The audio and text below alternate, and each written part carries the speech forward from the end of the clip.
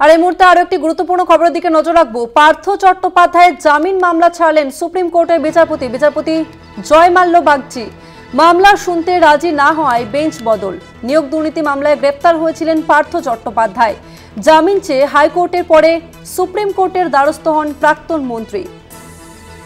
বিচারপতি জয়মাল্য বাগচি তিনি পার্থ চট্টোপাধ্যায়ের মামলা থেকে সরে দাঁড়ালেন।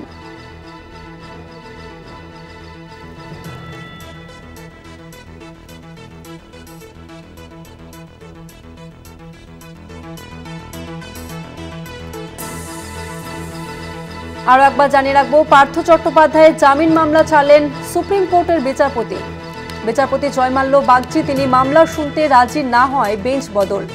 নিয়োগ দুর্নীতি মামলায় গ্রেপ্তার করা হয়েছিল পার্থ চট্টোপাধ্যায়কে। জামিন চেয়ে হাইকোর্টের পরে সুপ্রিম কোর্টের দ্বারস্থ হন প্রাক্তন মন্ত্রী।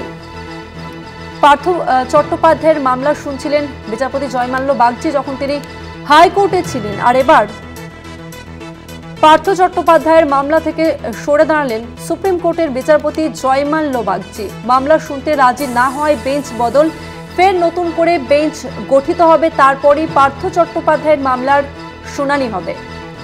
নিয়োগ দুর্নীতি মামলায় গ্রেপ্তার হয়েছিলেন প্রাক্তন শিক্ষামন্ত্রী পার্থ চট্টোপাধ্যায়। জামিন চেয়ে হাইকোর্টের পরে সুপ্রিম কোর্টের দ্বারস্থ হয়েছিলেন প্রাক্তন মন্ত্রী। তবে এই মামলা থেকে সরে দাঁড়ালেন বিচারপতি জয়মাল্য বাগচি।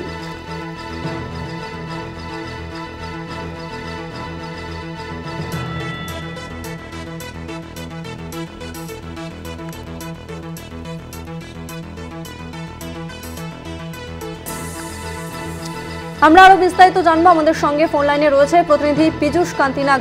পীযূষ, তার ঠিক কোন কারণ দেখিয়ে বিচারপতি জয়মাল্য বাগচি তিনি পার্থ চট্টোপাধ্যায়ের মামলা থেকে সরে দাঁড়ালেন? দেখো, পার্থ চট্টোপাধ্যায় সিবিআই মামলায় জামিনের আবেদন জানিয়েছিলেন সুপ্রিম কোর্টে এবং কলকাতা হাইকোর্টে তার জামিনের আবেদন খারিজ হয়ে যাওয়ার পর সেই মামলার সেই রায়গুলি চ্যালেঞ্জ জানিয়ে সুপ্রিম কোর্টে আবেদন জানানো। এই মামলার শুনানির জন্য নির্ধারিত ছিল বিচারপতি সূর্যকান্ত ও বিচারপতি জয়মাল্য বাগচির ডিভিশন বেঞ্চে, কিন্তু আজ এই মামলা থেকে অব্যাহতি নিলেন বিচারপতি সূর্যকান্ত ও বিচারপতি জয়মাল্য বাগচি। তার কারণ, বিচারপতি জয়মাল্য বাগচি এই মামলার মধ্যে রাজি নয় বলে জানিয়ে দিলেন। আইনজীবী মহল যেটা মনে করছেন, যেহেতু কলকাতা হাইকোর্টে পার্থ চট্টোপাধ্যায়ের জামিন সংক্রান্ত মামলা শুনেছিলেন বিচারপতি জয়মাল্য বাগচি, তাই এই কারণের জন্য তিনি এই মামলা থেকে অব্যাহতি নিলেন, এটাই মত আইনজীবী মহলে। এক্ষেত্রে এই মামলা যদি তিনি শুনতেন তাহলে সেখানে পক্ষপাতিত্বের বিষয়টি আসত। সেই কারণেই বিচারপতি জয়মাল্য বাগচি এই মামলা থেকে অব্যাহতি নিলেন বলে মনে করছে আইনজীবী মহল।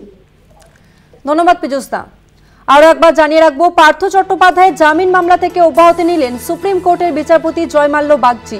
নিয়োগ দুর্নীতি মামলায় এখন জেলে বন্দী রয়েছেন রাজ্যের প্রাক্তন শিক্ষামন্ত্রী পার্থ চট্টোপাধ্যায়। ইডির মামলাতে তিনি জামিন পেলেও এখনো সিবিআইয়ের মামলাতে জামিন পাননি তিনি।